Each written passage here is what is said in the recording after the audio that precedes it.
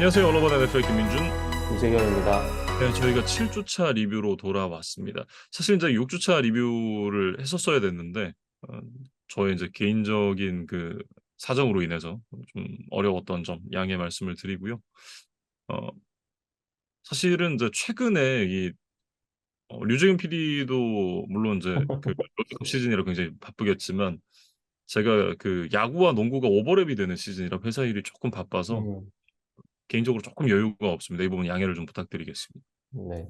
음, 사실 이렇게 일종의 환절기라고 해야겠죠. 네, 또 종목과 종목을 전환하다 보면, 네. 어떻게 보면 새로 이제 처음부터 또 준비 과정과 일종의 기획 과정을 이제 음, 가져야 음, 되기 때문에 아마 좀 정신 없으셨으리라 생각이 되고, 저도 사실 좀 뭐 큰 대회를 이제 처음으로 치르다 보니까 뭐 이런저런 시행착오를 좀 겪고 있는데, 네, 그 과정에서 조금 네, 시간이 부족했던 것 같습니다.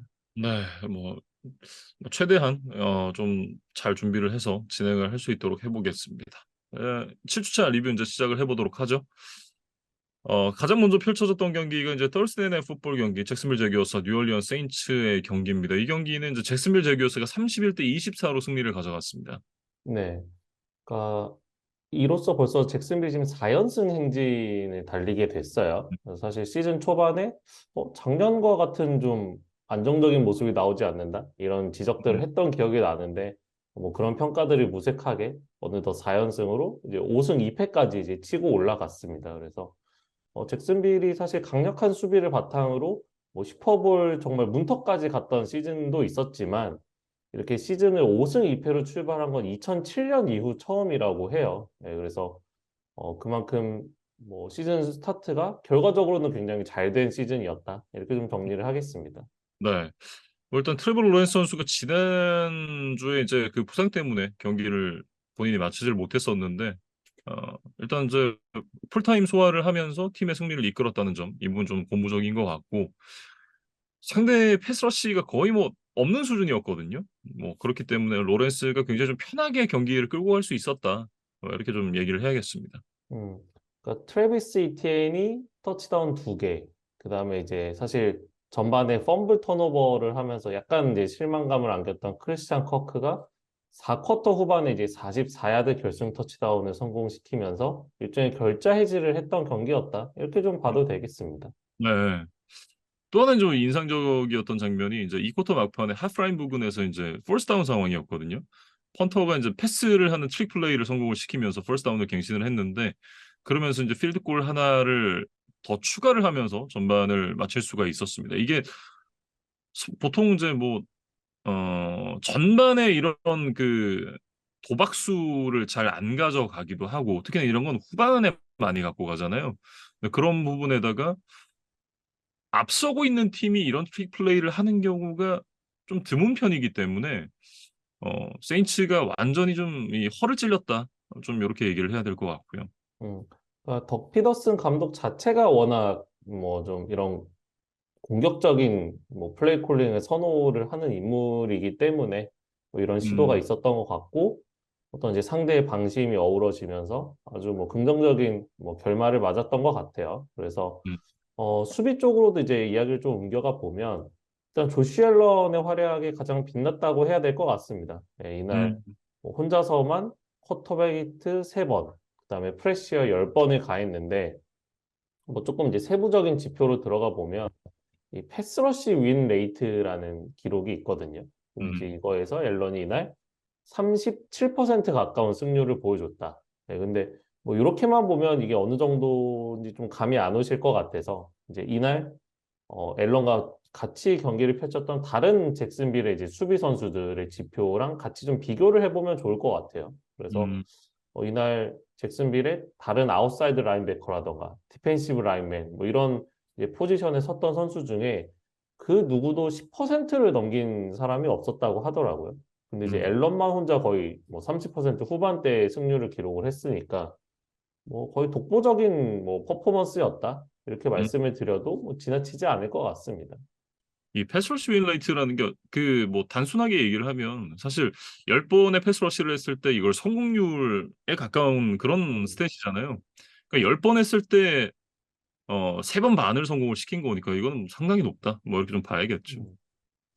그리고 이제 세인츠 이야기로 좀 넘어가 보면 이날 87번의 공격 스냅을 소화하면서 뭐 상대보다 공격 기회 자체도 훨씬 많았고 뭐 더 많은 전진 야드, 뭐 볼 점유 시간도 더 길었고 그러니까 내용적으로는 좀 앞섰던 경기였다고 해야 될까요? 그리고 이제 턴오버도 하나 더 유도를 했었는데 패했다.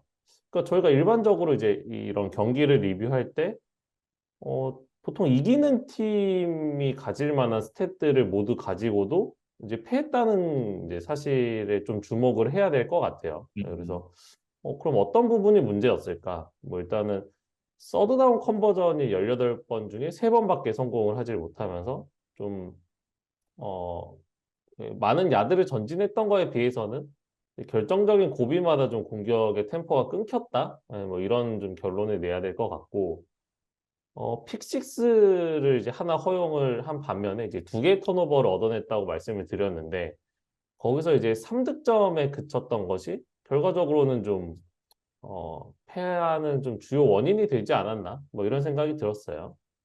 이게 뭐 제일 심각했던 건 사실 그거였죠. 이 펀트 리턴에서 이제 상대의 실수가 나왔고 그러면서 상대 진영 17야드에서 공격을 시작을 했는데 여기서도 터치다운이 안 됐으니까 얼마나 공격이 좀 지지부진했는지를 좀 알 수가 있습니다. 그러니까 뭐 거의 떠먹여 준 거였는데 뭐 이거를 이제 음. 터치다운으로 바꾸지를 못했고 뭐 이런 것들을 결국에는 쌓여서 이제 패배를 했다고 봐야겠죠. 근데 이제 세인츠는 뭐 게임 안에서의 퍼포먼스에 대한 얘기보다도 이 오프필드 이슈에 대해서 또 이야기를 좀 해봐야 될 것 같아요. 크리스 올라베 선수가 사고를 쳤죠. 오토바이를 타고 가다가 이제 과속을 해가지고 체포를 당했습니다. 음. 그러니까 거의 기준 속도보다 50km가 넘게 과속을 했다고 하니까 음, 음, 뭐 사실 결과적으로 이제 사고로 이어지지 않았고 뭐 어떤 인명 피해가 없었던 것은 천만 다행이지만 정말 좀 위험천만한 행동이었다 이렇게 좀 음. 봐야 될 것 같아요. 그래서 음, 뭐 구단 차원에서나 뭐 리그 사무국 차원에서 뭐 추후에 또 징계가 나올 수도 있겠다 이런 생각도 들고 사실 이 올라베가 이 잭슨빌과의 경기에서 57야드 리시빙을 해내기는 했지만 사실은 좀 결정적인 패스 상황에서 좀 아쉬운 움직임을 보이면서 이 쿼터백 데리카가 이제 올라베에게 좀 소리를 지르는 그런 장면도 좀 중계 중에 포착이 됐었고 이 데니스 앨런 감독도 이 플레이에 대해서 올라베가 좀 상황에 맞는 라우트 러닝을 제대로 하지 못했기 때문에 이 패스가 결과적으로 성공을 하지 못했다. 이렇게 좀 글쎄요, 뭐 좀 이례적으로 굉장히 이제 다이렉트하게 좀 비판을 뭐 가했다고 봐야겠죠. 예, 음. 그래서 이런 것들이 좀 올라베에게 스트레스가 되지 않았을까? 예, 음. 일단 뭐 이런 것들을 좀 해소하기 위해서 나름의 뭔가 이런 질주를 했던 것 같은데 그게 좀 과했던 것 같습니다.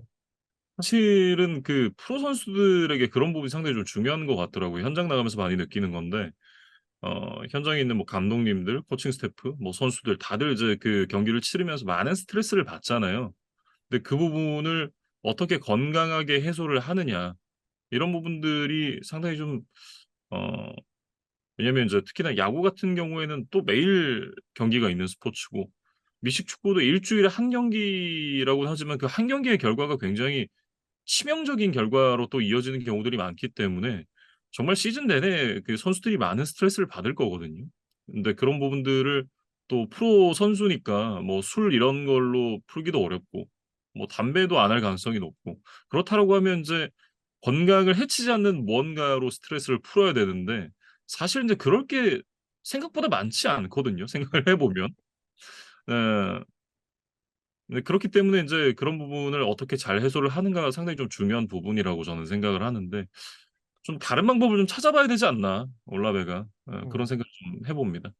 그러니까 우리가 보통 자기 관리라고 하면은 이제 음. 운동선수 기준으로 뭐 어떤 식단 조절이라던가 뭐 그런 이제 술이나 담배 같은 이제 기호식품을 좀 안 함으로써 건강을 유지하고 그다음에 뭐 운동을 열심히 하고 뭐 이런 것들에 대해서 좀 주목을 하죠. 이제 그게 음. 더 직접적인 경기력으로 나타날 것처럼 보이기 때문에. 근데 이제 음. 이런 일종의 좀 멘탈 관리라고 해야 될까요? 뭐 스트레스 그렇죠. 관리 이런 부분들도 뭐 당장 눈에 띄지는 않을 수 있지만 저는 굉장히 좀 중요한 요소라고 생각이 됩니다. 예, 음. 그래서 이런 부분들도 좀 유념을 해야 될 것 같다. 이렇게 좀 이야기를 하고 싶고, 그나마 이제 뭐 엘빈 카마라가 이날 150 스크리미지 야드를 기록해 준 것 자체는 굉장히 좀 반가운 소식이기는 했어요. 근데 음, 이제 결국에는 세인츠의 지금 뭐 스킬 플레이어진도 보면 뭐 마이클 토마스가 지금 예전 같지 않기 때문에 결국에는 카마라에게 지나치게 지금 의존을 해서는 좀 안 되는 구조거든요. 이제 그러기 음. 위해서는 올라베의 역할이 좀 중요하다. 이렇게 좀 봐야 될 것 같습니다. 네. 이게 생각을 해보면 그 마이클 토마스가 전성기였던 시절, 드류 브리스의 커리어 거의 막판? 뭐 근데 브리스는 계속해서 꾸준하게 좋은 모습을 보여줬으니까. 네, 그때 구성원들이 굉장히 좋았을 때 우승을 한번 하지 못했던 게 글쎄요. 지금 문득 생각이 드는데 뉴올리언스 세인츠로서는 굉장히 좀 아쉽겠다라는 생각도 좀 드네요. 음. 사실 저희가 그때 뭐 일종의 골든타임 이야기를 좀 많이 했던 것 음, 같아요. 네, 근데 결국에는 뭐 이제 드류 브리스는 은퇴를 했고 그다음에 뭐 감독도 떠났죠. 예, 그렇죠. 그러면서 뭐 어떻게 보면 지금 좀 새로운 시대를 맞고 있는데 뭐 결과적으로는 좀 우승권과는 지금은 많이 멀어져 있다. 이렇게 좀 음. 보여집니다. 어쨌든 이제 지난주에 텍산스 그리고 이번 주에 제규어스를 상대로 이제 연패를 했습니다. 어, 뭐 이게 수비 쪽에서 전반전에 많은 득점을 내주고 뭐 이후에 점수를 좀 따라가더라도 결국에는 이제 경기를 뒤집지 못하는 약간 그런 느낌인데 이날 특히나 이제 그 수비가 색, 쿼터백 히트 이런 부분에서 하나도 스탯이 기록이 되질 않았습니다. 그러면서 이제 트레버 로렌스에게 너무 편안한 환경을 제공했던 게 결국 패인이 됐던 것 같고 지금 이제 3승 4패까지 밀리긴 했는데 뭐 다른 지구 라이벌들이 여전히 사정권 안에 있거든요. 달아나는 팀이 없습니다. 그렇기 때문에 여전히 가능성은 남아있는 상황이긴 한데 글쎄요. 어쨌든 뭔가 그 반전의 계기를 마련을 해야겠죠. 음. 그러니까 결국에는 이 NFC 사우스가 이렇게 좀 뭐 일종의 비벼진다? 예, 그런 구도로 가고 있어요. 사실 팬서스는 이제 진즉 뭐 레이스에서 이미 탈락을 한 것 같지만 음, 지금 펠컨스가 4승 3패, 벅스가 3승 3패, 세인츠가 3승 4패이기 때문에 이 세 팀은 이제 모두 좀 가능성이 있다. 그러니까 일종의 마라톤으로 치면 선두 그룹에 같이 좀 뛰고 있는 상황이다. 뭐 음, 펜서스는 일종의 뭐 기권을 했다고 지금 봐도 될 것 같고 음, 뭐 그런 구도기 때문에 세인츠가 사실 이 연패를 당한 것이 굉장히 뼈아프기는 하지만 이제 여전히 좀 코인은 많이 남아 있다. 이렇게 좀 음. 봐도 될 것 같아요. 네.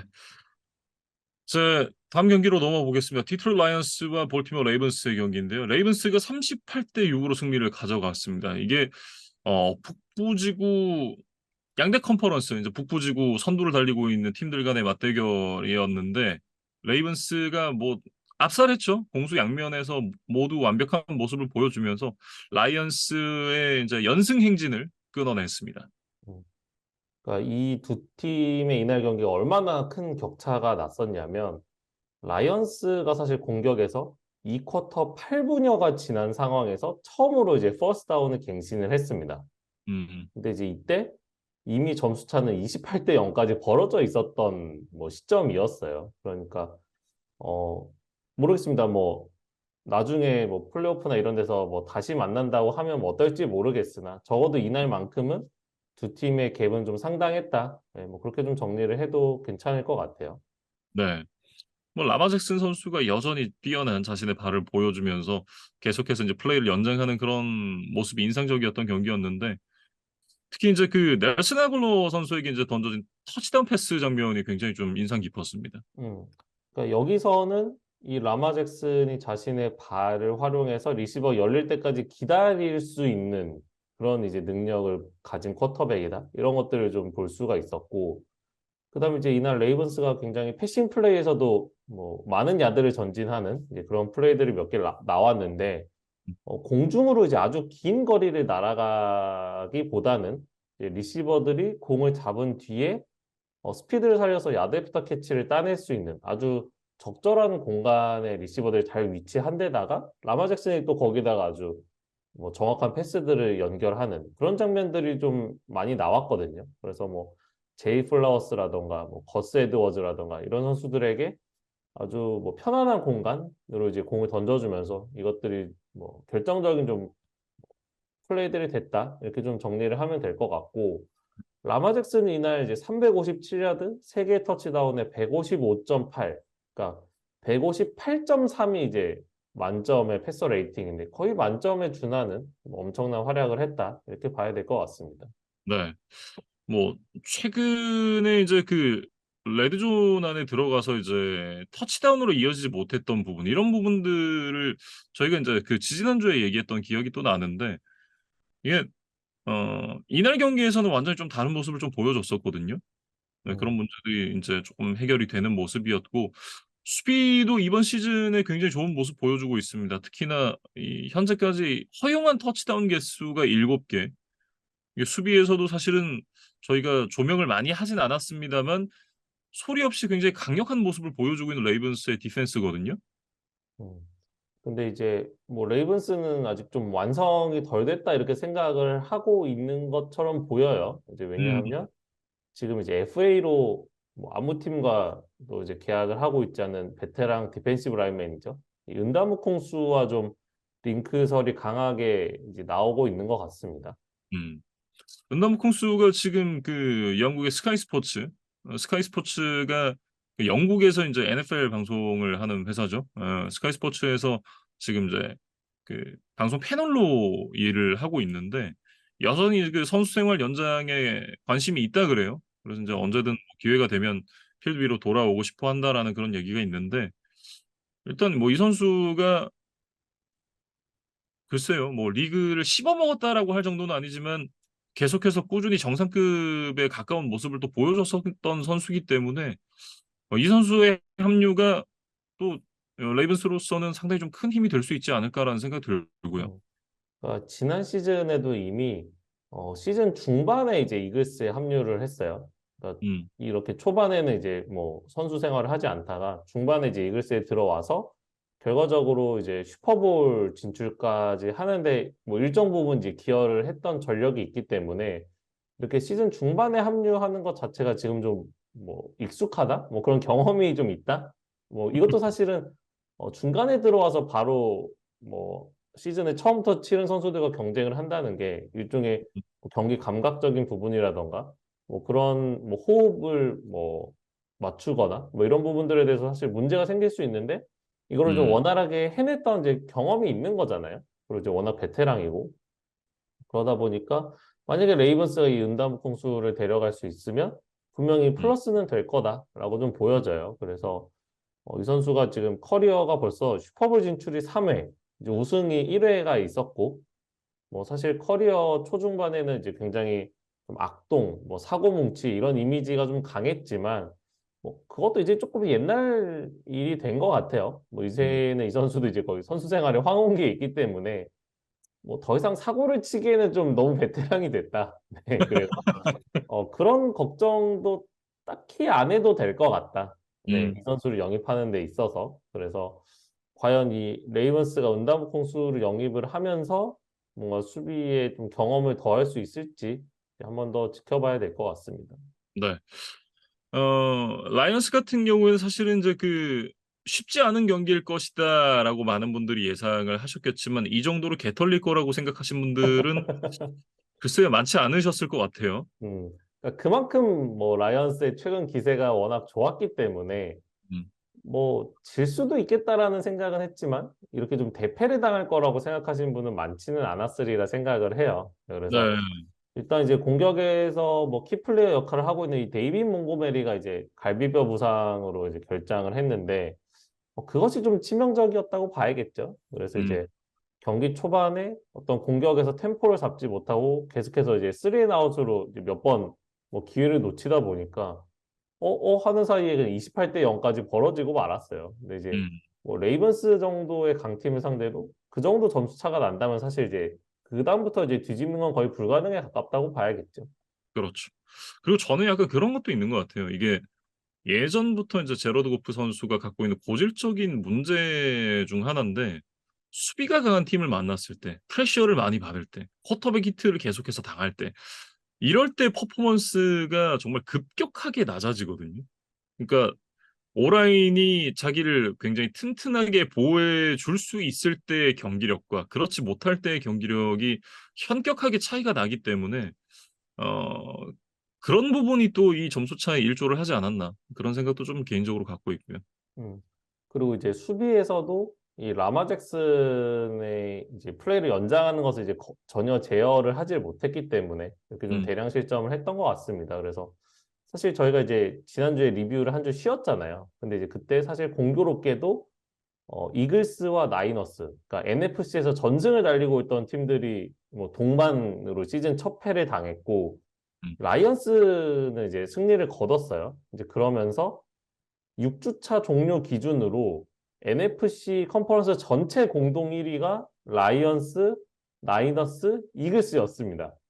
네, 음. 그래서 뭐 일부 이제 좀 말을 만들기 좋아하는 사람들은 어, 이러다가 이렇게 또 뭐 1번 시드 뭐 이야기까지도 살짝 나왔던 것 같아요. 언론의 이제 뉴스들을 좀 살펴보니까. 네, 음, 근데 사실 나이너스는 뭐 또다시 패배를 하면서 이제 5승 2패까지 미끄러지긴 했는데 음, 라이언스도 결국에는 이제 좀 그 기세를 이어가지 못하고 이제 다시 5승 2패로 잠깐 좀 미끄러져 내려왔다. 네, 뭐 음, 이렇게 이야기를 해야 될 것 같고 결국에는 좀 최상위권 팀들과는 여전히 좀 격차는 있었다는 걸 좀 실감했던 그런 게임이 아니었나 싶어요.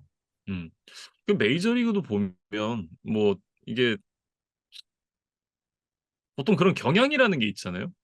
이게 아메리칸 리그 동부 팀과 그 아메리칸 리그 중부지구 팀이 붙었을 때, 특히나 그 중부지구의 지구 우승팀과 와일드카드로 올라간 아메리칸 리그 동부 팀이 붙었을 때, 와일드카드로 올라간 아메리칸 리그 동부 팀이 그 중부지구 지구 우승팀을 정말 처참하게 깨부수는 그런 구도가 많이 연출이 됐었잖아요. 약간 그런 것과 유사하지 않나 그런 생각을 좀 해보고, 음, 어쨌든 그럼에도 불구하고 디트로이트 라이언스가 지금 계속해서 좋은 성적을 기록하고 있는 부분이 분명 이유가 있을 거거든요. 그러니까 라이언스 입장에서는 이제 그 어쨌든 연승이 끊기긴 했습니다만 연패로 이어가지 않고 다시 빠르게 분위기를 전환할 수 있는 그런 계기가 필요하지 않나 싶습니다. 음. 그러니까 저희가 뭐 시즌 초반에 이제 라이언스가 강팀으로 올라서기 위해서 어떤 뭐 팬들의 기대, 어떤 언론의 기대 이런 것들도 좀 긍정적으로 이제 받아들일 줄 알아야 된다. 뭐 이런 이야기를 드렸던 기억도 나는데 또 음, 하나 이제 강팀의 요건 중에 하나가 이제 연패를 당하지 않는 것에 있다고 좀 생각을 해요. 네, 그래서 음, 사실 라이언스가 아직까지는 이번 시즌에 이제 연패를 당한 적이 없는데 그래서 또 다음 주 이 레이더스와의 먼데이나잇 풋볼이 더 중요하지 않나 뭐 이런 생각을 좀 해봅니다. 네. 이렇게 이제 라이언스와 레이븐스의 경기 얘기를 해봤고요. 다음은 클리블랜드 브라운스와 인디애나폴리스 콜츠의 경기입니다. 와, 정말 뭐 박빙의 경기였죠. 39대 38 한 점 차로 브라운스가 승리를 가져갔습니다. 이날 이제 디션 워슨 선수가 이제 선발로 나오긴 했는데 그러니까 결국 이제 그 몸 상태가 좋지 않음을 좀 호소를 하면서 1쿼터에 이탈을 했습니다. 이때까지만 하더라도 브라운스의 승리를 생각하신 분들이 많지 않으셨을 거예요. 음, 그러면서 이제 백업 쿼터백이죠. 이제 PJ 워커가 다시 한번 이제 드셔너슨의 자리를 대체를 했는데 음, 결과적으로는 또 승리를 거뒀습니다. 그래서 브라운스가 사실 뭐 주전 쿼터백의 이탈이 이제 반복적으로 좀 일어나고 있는 상황에서도 4승 2패까지 지금 시즌을 끌고 왔다. 뭐 어떻게 보면 굉장히 좀 대단해요. 근데 사실 이날 냉정하게 보면 이제 PJ 워커의 역할이 그렇게 크지는 않았다고 봐야 될 것 같아요. 네, 그래서 음, 그 대신에 뭐 오프닝 드라이브에서 69야드 러싱으로 이제 터치다운을 만들었던 제롬 포드, 그다음에 뭐 경기 종료 15초 전에 결승 터치다운을 포함해서 뭐 터치다운 두 개를 했던 이제 카리먼트라던가 그다음에 뭐 전반 막판에 이제 뒤지고 있는 상황에서 상대 엔드존 근처에서 이제 스트립색 펌블을 만들어내면서 결국 이제 동료의 리턴 터치다운을 뭐 만들어줬던 마일스 게럿 그다음에 음, 50야드 이상 필드골을 3개나 성공시키면서 어떻게 보면 뭐 점수를 흘리고 뭐 유리한 필드 포지션을 오히려 내줄 수도 있었던 뭐 기회이자 위기 뭐 그런 상황들이 여러 있었는데 음, 그때마다 계속해서 이제 3점을 내줬던 이 키커 더스틴 홉킨스 뭐 이런 음. 선수들이 PJ 워커보다는 이날 승리에 더 많은 좀 지분이 있었던 것 같습니다. 네.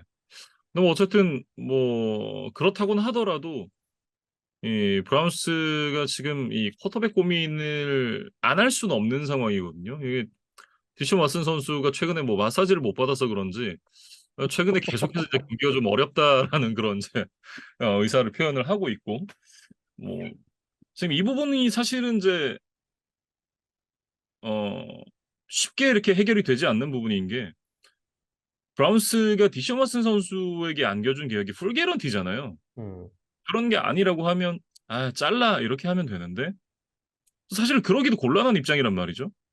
어 뭐 자른다고 하더라도 돈 다 줘야 되니까. 뭐 그렇기 때문에 이 선수를 어쨌든 쓸 수밖에 없는 상황인데 이 선수가 지금 뭐 명백한 어디 뭐 부상이 있는 게 아닙니다. 의학적인 소견으로는 별 문제가 없어요. 그 LG 트윈스의 아담 플러코 같은 그런 경우죠. 근데 음, 플러코 같은 경우가 뭐 의학적으로는 괜찮다고 하는데 "아 나 좀 던지는데 불편한데 힘든데." 이렇게 해서 결국 미국에 갔거든요. 근데 이제 뭐 LG 트윈스로서도 어쩔 수 없이 이제 보낸 거긴 합니다만 근데 브라운스 같은 경우는 그렇게 쿨하게 보낼 수가 없는 입장이란 말이죠. 쿼터백이니까. 예 뭐 그렇다고 생각을 하면 이 선수를 어떻게든 인제 좀 마음도 달래고 이렇게 해 가지고 다시 좀 뛰게 만들어야 되는데 현재로서는 그게 좀 여의치 않아 보이는 것 같습니다. 음. 그러니까 뭐 저희도 이제 왓슨 본인이 아니기 때문에 구체적으로 어떤 것들이 좀 문제인지 좀 알기는 어려워요. 근데 이제 음 말씀해 주신 대로 차라리 뭐 설령 큰 부상이라 하더라도 이제 명확한 원인과 어떤 해결 방법이 있다면 음 일종의 이제 뭐 치료, 수술, 재활 뭐 이런 이제 타임라인을 그리고 그럼 이제 이 선수가 없는 동안 우리는 어떻게 운영을 하겠다. 뭐 일종의 이제 팀으로서는 좀 계산을 할 수 있는 그런 음 것들이 굉장히 중요하잖아요. 이제 그런 것들을 토대로 뭐 트레이드가 필요하면 트레이드를 할 수도 있는 거고 뭐 여러 가지 이제 팀의 로스터를 운영하는데 좀 뭐 묘책을 좀 뭐 세워야 되는데 음 이게 왓슨은 지금 그런 예측을 하기가 굉장히 좀 어려운 상황입니다.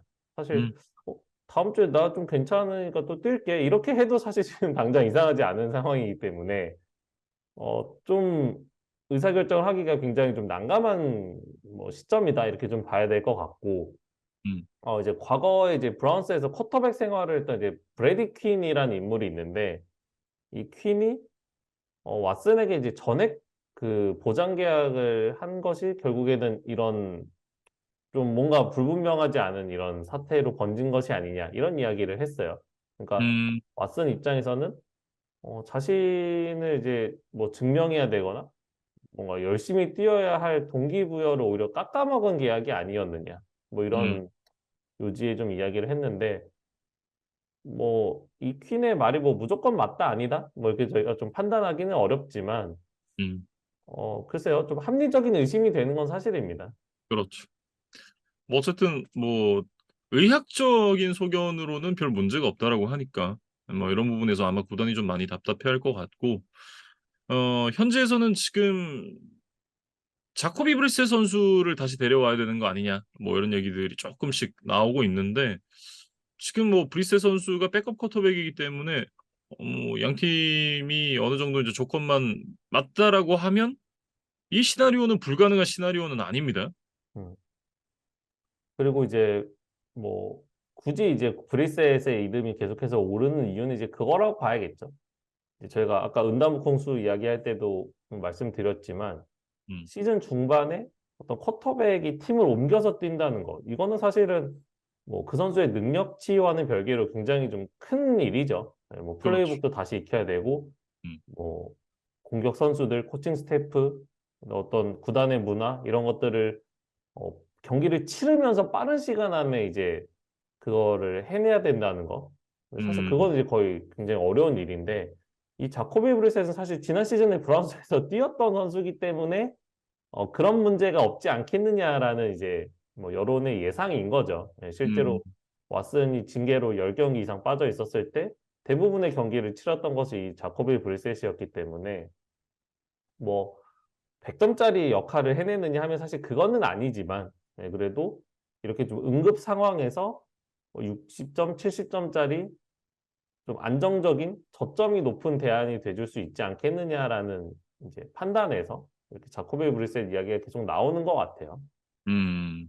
어쨌든 뭐 그 모스는 왓슨을 갖고 있는 것보다 이렇게 왓슨보다 좀 떨어지긴 하지만 그래도 쓸 수 있는 자코비 브리셋이 더 낫지 않나 음, 생각은 좀 들고요.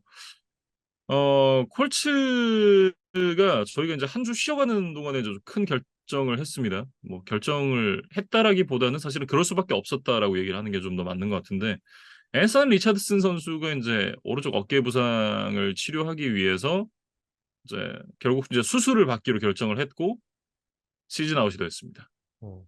사실 저희가 이제 데뷔전을 치렀을 때부터 부상에 대한 것들이 좀 반복적으로 나타나고 있다. 그래서 자신의 몸을 좀 보호하는 것에 대해서 좀 고민을 해봐야 된다라고 이제 여러 차례 좀 말씀을 드렸는데 결국에는 좀 안타까운 부상을 당하면서 데뷔 시즌에 좀 기대에는 결국에는 못 미치게 됐죠. 뭐 음, 경기 수 자체를 지금 채울 수가 없게 됐기 때문에 뭐 팬들이나 이제 구단이 뭐 바라던 이제 기대치에는 이제 미치질 못했는데 음, 일단 좀 안타깝다는 좀 생각이 들고 뭐 빠르게 좀 뭐 회복해서 잘 내년에 만났으면 좋겠다 이런 이야기와는 또 별개로 이 콜츠의 이 프랜차이즈 쿼터백 찾기가 정말 좀 어렵다. 예, 정말 한 명을 제대로 찾는 것이 정말 이렇게 어려운 일이구나라는 거를 또 새삼 느끼게 되는 그런 이제 일이었습니다. 네. 어, 일단 그 베올프자 가드는 민슈가 이렇게 되면 또 한 번 기회를 잡게 됐습니다. 음, 참 보면 이게 저희가 이제 쇠뽀기라고 얘기 많이 하잖아요. 음, 음, 운이 진짜 좋은 것 같아요. 이게 본인이 이제 백업으로 간 팀에서 주전 기회를 받을 일이 사실은 많지 않거든요. 왜냐하면 이게 주전으로 뛰었던 선수가 밀려나서 백업이 된다라고 하는 건 자기가 주전이 될 만한 이유를 증명을 하지 못했다라는 얘기인 건데 근데 그럼에도 꾸준하게 이렇게 그 주전 기회를 받게 된다는 것도 참 이 선수가 정말 타고난 운이 대단하구나 이런 생각을 좀 하게 만드는 부분인 것 같습니다. 음. 그래서 아마도 이제 자녀 시즌을 민슈 체제로 치를 가능성이 높겠죠. 예, 음, 그렇게 좀 봐야 될 것 같고 이날 사실 뭐 380야드 이상을 기록하기는 했는데 혼자서 이제 4개 턴오버를 기록하면서 결국에는 뭐 많은 득점을 한 것과는 별개로 또 음, 패배의 빌미를 제공했다는 건 또 부인하기가 좀 어려울 것 같습니다. 그래서 네, 상대보다 이제 팀 전체의 전진 야드로 봤을 때 이제 140야드 정도를 뭐더 나아갔음에도 불구하고 음. 결국엔 이 턴오버에 좀 발목이 잡혔던 그런 경기였어요. 옛날부터 이제 볼 간수에 대한 그런 부분이 조금 지적이 됐었던 것 같은데 이날도 이제 펌블이 3개가 있었죠. 예. 음, 결국 이제 그런 부분에 대한 그 좀 보완, 수정 뭐 이런 부분이 좀 필요해 보이고 어 그렇다고 하더라도 이번 경기에서 좀 가능성을 봤던 부분들도 분명히 있었습니다. 특히나 이제 최근에 리시버 쪽에서 좀 고민이 많았었던 콜츠였는데 이날 뭐 또 다운스가 굉장히 좋은 모습을 보여주면서 125야드의 터치다운 하나 좀 인상적인 퍼포먼스를 보여줬습니다. 그러니까 3라운드에 뽑은 신인 리시버였는데 이날 이제 커리어 첫 100 플러스 리시빙 야드 게임을 만들어냈거든요. 그래서 음, 뭐 피트맨이라던가 뭐 알렉 피어스 뭐 이런 선수들과 좀 함께 이 콜츠의 리시버 문제를 좀 해결해 줄 수 있지 않을까 뭐 그런 기대를 좀 하게 됐고 그다음에 이제 저희가 뭐 시즌 전부터 계속해서 트레이드 설에 대해서 이제 여러 번 말씀드렸던 이 조나단 테일러는 결국 이제 잔류를 하는 것으로 보입니다. 물론 음, 아직 트레이드 마감 시한이 끝나진 않았지만 근데 이제 테일러가 부상에서 복귀해서 이제 앞서 치렀던 첫 두 경기에서는 뭐 딱히 그렇게 존재감이 있지는 않았어요. 근데 이제 이날은 120 스크리미지 야드에 한 개의 터치다운을 기록을 하면서 오랜만에 좀 그 전성기 시절의 모습을 일부 좀 보여줬다. 네, 그런 음, 가능성을 좀 보여줬기 때문에 뭐 앞으로가 좀 기대가 된다. 이렇게 좀 정리를 하겠습니다. 네. 테일러는 저 개인적인 소견으로는 이제 트레이드가 좀 쉽지 않을 거라고 저는 생각을 하거든요. 그러니까 콜츠가 원하는 바는 뚜렷합니다. 최소 뭐 1라운드 내지는 1라운드 준하는 2라운드 정도는 돼야 될 텐데 그 돈을 주고 제너단 테일러를 사고 싶어 할 팀이 없거든요. 음, 예. 그리고 이제 현재 그 NFL에서 러닝백이라는 포지션이 갖고 있는 위상이 거의 바닥에 가깝기 때문에 뭐 갈아 끼면 되지라고 이제 생각하는 팀들이 굉장히 많고 그런 러닝백에게 1라운드를 태우면서 트레이드를 해 간다? 이거는 저는 거의 불가능에 가까운 일이라고 생각을 합니다. 다음 살펴볼 경기는 이제 워싱턴 커맨더스와 뉴욕 자이언츠의 경기입니다. 자이언츠가 14대 7로 승리를 가져갔습니다. 이것도 사실은 업셋이죠. 음, 음. 뭐 사실 자이언츠가 이제 연봉 4천만 달러를 받는 지금 데니얼 존스가 목 부상을 당하면서 지금 2주 연속 결장을 하고 있거든요. 그 음. 때문에 정말 좀 안 풀리는 시즌이다라는 생각이 들었는데 의외로 이 백업 쿼터백 타일러드 테일러가 나섰던 경기에서 뭐 시즌 두 번째 승리를 가져가는 데 성공을 했어요. 음. 이날은 이제 그 세이콘 바클리와 데런 월러 선수가 좋은 퍼포먼스를 보여줬어요. 바클리가 118야드에 터치다운 하나, 월러가 98야드에 터치다운 하나. 뭐 양쪽은 이제 러닝, 리시빙 이 양측면에서 좋은 모습 보여줬고 역시나 바클리가 필드 위에 나설 수만 있다면 얼마나 좋은 선수인가 이런 부분도 좀 생각을 해보게 되는 경기였습니다. 음. 자이언츠가 이날 14점밖에 내지를 못했지만 그래도 이제 좀 타이로드 테일러를 좀 변호를 해보면 음. 일단 양쪽 오펜시브 태클과 센터 그러니까 오펜시브 라인에서 뭐 가장 중요하다고 볼 수 있는 이 세 자리에서 주전 선수들이 모두 없었고 음. 그다음에 이제 뭐 키커의 뭐 필드골 미스라던가 그다음에 상대 엔드존 뭐 정말 코앞까지 갔는데 여기서 뭐 바클리가 펌블을 해서 뭐 공을 잃어버린 장면 이런 것들이 좀 나오지 않았다면 사실 20점 이상은 충분히 좀 낼 수 있었던 경기였다고 봐요. 네, 그래서 음. 앞서 뭐 PJ 워커가 뛴 브라운스가 40점 가까이 냈지만 뭐 워커에게 그렇게 높은 점수를 주지는 않았는데 그것과는 좀 반대되는 뭐 좀 느낌을 받았던 경기였다. 네. 음. 뭐 테일러가 14점밖에 못 낼 정도의 경기력은 아니었다. 저는 그렇게 좀 봤습니다. 네. 이는 이제 케이번 티보도 선수가 이제 한 개 반의 색을 기록했는데 뭐 역시나 그 픽식스 기회를 놓친 부분이 좀 아쉽죠? 네. 그러니까 뭐 음. 사실은 2년 차에 분명히 뭐 패스러시어로서는 좀 한층 성장한 모습을 보여주고 있어요. 근데 음. 사실 이 장면을 보면 샘 하웰의 패스가 이제 굉장히 좀 뭐 높고 느리게 좀 날아왔다고 봐야겠죠. 음. 그래서 그다음에 이제 티보도 주변에 사실 워싱턴 선수들도 전혀 없었고, 그러니까 야구로 치면은 글쎄요, 뭐 저는 내야 플라이 정도의 난이도였다고 봤는데 이게 내야 플라이 이거를 이제 중에서도 그 약간 인피드 플라이가 선언되는 급의 굉장히 손쉬운 타구 있잖아요. 약간 음, 그런 느낌인 것 같아요. 근데 이제 이거를 티보도가 놓치면서 음. 이제 결국에는 이제 인컴플리트 패스가 됐고 사실은 이게 이제 워싱턴 엔드존 부근에서 일어난 일이었기 때문에 이거 잡기만 했으면 그냥 무조건 뭐 터치다운으로 가는 거였거든요. 뭐 음. 자기가 가다가 뭐 굴르지만 않으면 뭐 그 정도의 아주 쉬운 기회였는데 이거 놓쳤다. 그래서 그 경기를 앞에서 보고 있던 그 구장 관리인도 굉장히 좀 아쉬워하는 리액션이 또 화제가 되기도 음. 했던데 뭐 이날 이제 승리를 어쨌든 했기 때문에 뭐 약간의 해프닝으로 지금 넘어가는 분위기입니다. 근데 음. 이제 만약에 뭐 더 결정적인 상황, 더 접전해서 이제 이런 기회가 온다면 이제 그때는 좀 놓치질 않아야겠죠. 음. 이제 다음 주에 뉴욕 라이벌 제츠와의 이제 자존심 맞대결을 펼치게 되는 자이언츠입니다. 참 묘하게도 이제 양팀 선발 쿼터백이 다 빠진 상태에서 맞대결을 펼치게 될 예정인데 예측하기 참 쉽지 않은 경기죠. 음, 그러니까 뭐 에런 로저스는 이제 못 나오는 게 확정이고 뭐 데니얼 존스는 뭐 100% 결장까지는 아닐 수도 있으나 지금 여론에서 나오는 이야기들을 들어보면 이날도 출전이 좀 쉽지는 않을 것 같습니다. 그래서 음. 아마도 타일로드 테일러와 잭 윌슨의 대결로 이 뉴욕 라이벌전이 이제 펼쳐질 것으로 보이는데 뭐 정말 좀 예측하기 어려운 네, 뭐 그런 경기가 펼쳐질 것 같고 이제 얘기가 나온 김에 이제 역대 자이언츠와 제츠 누가 더 많이 이겼을까? 이거 좀 궁금해서 한번 찾아봤어요.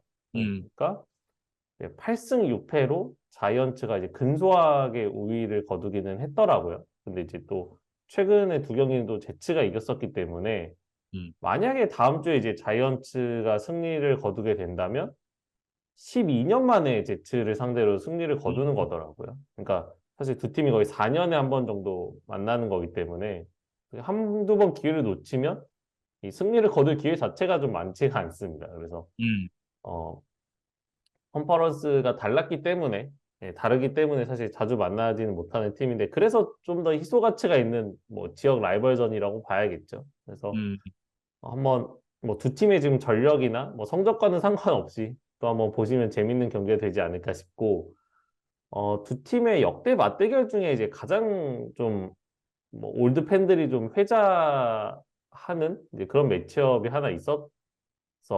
그 내용에 음, 대해서도 좀 준비를 해봤는데 1988년에 이제 정규리그 마지막 주차에 두 팀이 만났었습니다. 그래서 음, 당시에 이제 제츠는 이미 플레이오프에서 탈락을 한 상황이었고 자이언츠는 이 경기의 결과에 따라서 좀 플레이오프 가능성이 여전히 남아 있었는데 이날 이제 제츠가 그 자이언츠의 쿼터백 필 심스 압박에 성공을 하면서 일종의 뭐 발목 잡기에 성공을 했던 그런 게임이 있었어요. 그러면서 이제 결국에는 두 팀이 동반으로 이제 플레이오프에 탈락하는 이제 그런 시즌이 됐는데 뭐 이번 이제 시즌 양 팀의 대결은 뭐 이렇게 시즌 막판은 아니기 때문에 뭐 이렇게 아주 큰 것이 걸려 있지는 않지만 어쨌든 지금 1승 1승이 다급한 팀들이잖아요. 그래서 누가 이기고 더 플레이오프 가능성을 조금이라도 높일 수 있을지 한번 음, 지켜보겠습니다. 네. 워싱턴이 이제 시즌을 2승 무패로 출발을 했었는데 그 이후에 지금 1승 4패를 기록하면서 좀 하락세입니다. 이날 경기에서 이제 서드다운 컨버전 성공률이 15번 중에 한 번, 뭐 사실상 거의 전진을 못했다, 뭐 이렇게 좀 봐야 될 것 같고, 맥러린 선수가 이제 그 90야드를 잡아낸 걸 제외하고 나면 뭐 눈에 띄는 선수가 없었다 이렇게 얘기를 하는 게 맞는 것 같아요. 그럼에도 불구하고 경기 막판까지도 사실 워싱턴이 승부를 뭐 뒤집을 만한 뭐 내지 연장으로 끌고 갈 만한 뭐 기회들은 있었거든요. 음, 근데 이제 상대 엔드존 앞에서 사실 이 패스를 잡아냈다면 이제 퍼스트 다운이 되면서 마지막 터치다운을 이제 노릴 수가 있었는데 음, 여기서 이제 자한 다슨이 드랍을 하면서 그대로 경기가 끝났습니다. 근데 이제 자세히 보시면 다슨이 내 몸이 이제 사이드라인 쪽으로 이제 향하고 있었고, 근데 이제 하웰의 패스는 다슨의 어떤 몸의 진행 방향과는 오히려 반대쪽, 그러니까 조금 더 필드 중앙 쪽으로 이제 공이 살짝 날아가면서, 어, 결국엔 좀 하웰의 패스도 좀 아쉬웠다고 봐야겠어요. 음, 그리고 이제 그럼에도 불구하고 완벽한 패스는 아니었지만, 그래도 다슨이 충분히 잡을 수 있는 일종의 반경 안에 있었던 패스였다라는 생각은 여전히 좀 들었습니다. 그래서 음, 근데 이걸 놓쳤기 때문에 다슨도 이 책임에서 좀 자유롭기는 어려운 플레이였다. 결국에는 패스를 던진 사람과 받는 사람, 두 사람 모두 조금씩 2% 이제 부족한 모습을 보이면서 결국엔 동점 기회를 이제 잡지를 못했던 워싱턴이었어요. 뭐 이날 하멜 선수가 잘하진 않았습니다. 근데 이게 하멜 선수의 문제다라고 얘기를 하고 싶진 않은 부분이 하멜 선수가 이날 이제 색 6개, 쿼터백 히트를 12개를 맞았거든요. 그러면서 시즌 첫 7경기에서 지금 색이 40개가 됐습니다. 이게 경기당 평균으로 따져도 지금 5.7개거든요. 그러니까 이게 한 시즌을 다 치른다고 가정을 했을 때 지금 거의 한 100개 가까이 색을 맞습니다. 이러면 뭐 탐 브레디가 와도 별 수 없어요. 음, 사실 저희가 이 역대 기록에 대해서도 아마 소개를 해드렸던 기억이 있는데 음, 데리카의 친형이죠. 이 데이비드 카가 2002년 이 당시 신생팀이었던 휴스턴 텍산스 소속으로 한 시즌에 76개의 색을 허용했던 게 뭐 역대 최고 기록으로 남아 있어요. 음, 근데 지금 하웰이 물론 지금 한 경기 늘어난 스케줄이긴 하지만 지금 음, 97개 페이스로 가고 있기 때문에 그렇죠. 나름 뭐 시즌 한 중반까지 온 걸 감안하면 이 기록이 정말 경신될 수도 있겠다라는 음, 생각이 좀 들어요. 네, 그래서 뭐 하웰에게도 뭐 전혀 책임이 없는 거는 아니지만 이 세기라는 스탯은 결국에는 오펜시브 라인이라든지 뭐 엑스트라 블로커 역할을 하는 선수들 뭐 팀의 공격 스킴 전체 이런 것들이 다 어우러져서 나오는 기록이라고 생각이 되거든요. 그래서 음, 워싱턴 뭐 전체가 조금 고민해야 될 뭐 문제다 이렇게 좀 지적을 하고 싶습니다. 다음 경기로 넘어가 볼까요? 애틀랜타 펠컨스와 템파베이 버커니어스의 경기입니다. 애틀랜타 펠컨스가 16대 13으로 승리를 가져갔습니다. 구영의 선수가 또 끝내기 필드골을 기록을 하면서 펠컨스가 승리를 가져갔어요. 음, 뭐 NFC 남부지구 선두 자리가 이제 굉장히 고만고만하고 또 치열하게 이제 펼쳐지고 있는데 어쨌든 구영애 선수가 51야드 결승 필드골을 이제 성공을 시키면서 잠시나마 펠컨스를 다시 지구 선두 자리로 올려놨습니다. 음. 참 그 펠컨스가 이길 수 없는 경기를 또 꾸역꾸역 이겼다라고 얘기를 해야 될 것 같은데 이날 뭐 데스몬드 리더가 혼자서 펌블 턴오버를 3개를 기록을 했고 그리고 레드존 트립이 5번이었는데 터치다운이 한 번밖에 없었고 이날 이제 페널티가 또 9개가 나왔습니다. 그러면서 이제 자동으로 퍼스트 다운이 갱신된 게 6번. 이게 그 전반적으로 경기를 이길 수가 없는 스탯들이 모두 모였는데 이게 또 어떻게 이겨졌다라고 얘기를 해야겠죠. 특히 그 세 개의 펌블 턴오버는 좀 보는 사람으로 하여금 좀 경악하게 만드는 그런 음. 장면들이었는데 이 세 개 모두 상대 레드존에서 나왔다는 것이 어떻게 보면 좀 충격이었습니다.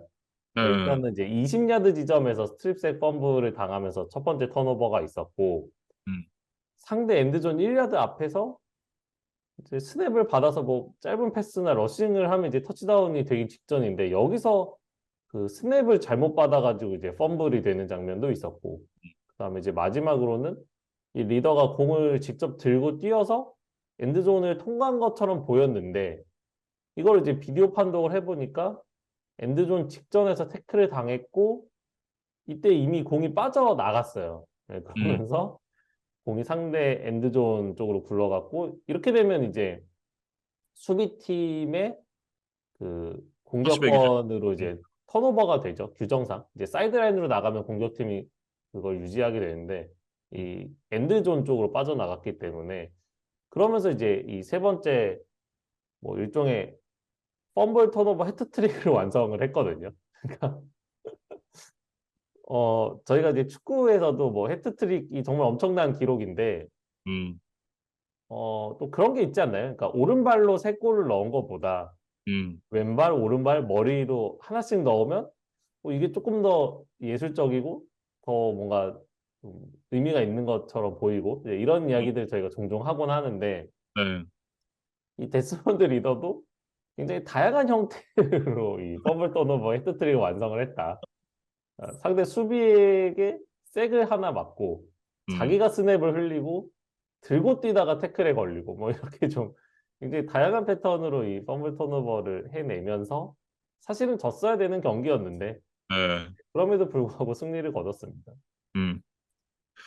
뭐 어쨌든 수비가 좀 잘 버텨줬던 부분, 그 부분이 좀 중요하지 않았나라는 생각이 들고 특히나 이제 마지막 그 드라이브에서 카일 피치에게 던졌던 39야드짜리 패스가 성공된 부분, 그리고 이제 구영회의 멱살 캐리, 뭐 이런 부분들이 결국은 이제 승리로 이어지는 키가 됐던 것 같고, 뭐 과정은 좋진 않았죠. 과정은 많이 안 좋았는데 어쨌든 결과가 좋았으니까 어느 정도 좀 상쇄가 되는 부분이 있는 것 같고, 어, 이날 이제 뭐 비전 로빈슨이 거의 활용이 되지 않았던 경기였던 점도 좀 감안을 해야 될 부분인 것 같다라는 생각이 들고요.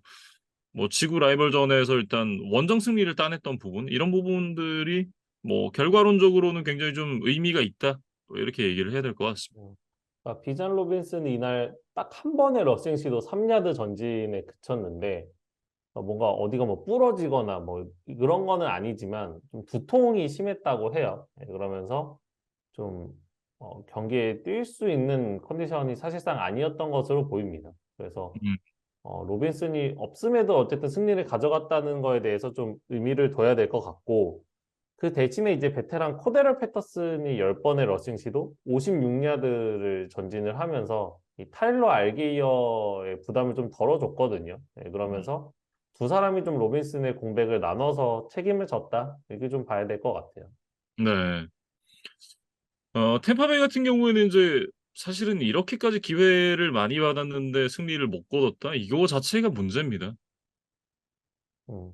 그러니까 뭐 리더의 이제 세 번의 펌블 턴오버를 어떻게 좀 잘 활용을 했었다면 이제 벅스가 충분히 승리를 거둘 수 있었는데 사실 첫 번째 턴오버는 그거를 이제 공격권을 받자마자 이제 전반이 끝나는 상황이었기 때문에 좀 어쩔 수가 없었어요. 이제 이거는 음, 제외하더라도 후반에 얻어냈던 두 번의 턴오버가 뭐한 번은 그냥 포스트다운 갱신이 되지 않고 바로 펀트로 끝났던 장면. 그 다음에 두 번째 턴오버는 이제 잘 뭐 전진을 해서 상대 레드존 근처까지 갔지만 결국에 인터셉션을 당하면서 다시 한번 득점에 성공하지를 못했거든요. 네, 음, 그러면서 좀 상대의 실수를 우리의 어떤 기회로 활용을 잘 하지를 못했고 마지막 공격 기회에서도 사실은 상대 진영 8야드 지점까지 전진을 했어요. 예, 그러면서 사실 여기서라도 터치다운이 나왔다면 뭐 구영희 선수가 필드골을 시도하는 게 큰 의미가 없는 그런 상황을 만들 수가 있었음에도 불구하고 음, 결국에는 동점 까지밖에 가지를 못했다. 예, 그러면서 다시 한번 애틀랜타에게 기회를 줬던 것이 좀 페인이었습니다. 음. 이게 뭐 공격에서 사실 이제 그 패싱 자원들은 굉장히 좋잖아요. 근데 이제 러싱 자원들이 제 역할을 해주지 못하고 있는 부분이 결국에는 어, 이 벅스의 가장 큰 문제가 아닌가라는 생각이 좀 들고 이게 팀 전체 러싱 야드가 467야드인데 이게 리그 31입니다. 거의 뭐 리그 최하위의 기록이고 러싱 시도당 3야드니까 이게 얼마나 심각한지가 좀 느껴지죠. 이게 또 레이더스와 공동 최하위에 랭크가 돼 있는 기록이고요.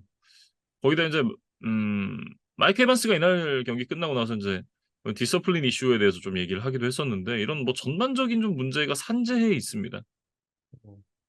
그래서 사실 벅스의 디펜스가 지금 경기당 17실점 정도밖에 하지를 않고 있어요. 뭐 리그에서도 굉장히 수준급의 스탯인데 그럼에도 불구하고 지금 3승 3패밖에 되지 않는다는 점은 분명히 좀 공격 쪽에서의 분전이 필요한 상황이라고 봐야겠죠. 그래서 음, 앞서서 이제 러싱 공격의 부재에 대해서 좀 지적을 해 주셨는데 일단 그 체이스 에드먼즈가 IR 리스트에서 복귀를 할 예정이에요. 그래서 음, 이 에드먼즈의 가세가 팀의 러싱 공격을 좀 개선하는 데 얼마나 도움이 될 수 있을지 이런 것들이 좀 다음 주, 다다음 주 좀 지켜봐야 되는 포인트가 아닌가 싶습니다. 네. 이렇게 펠컨스와 벅스의 경기 얘기를 해봤고요.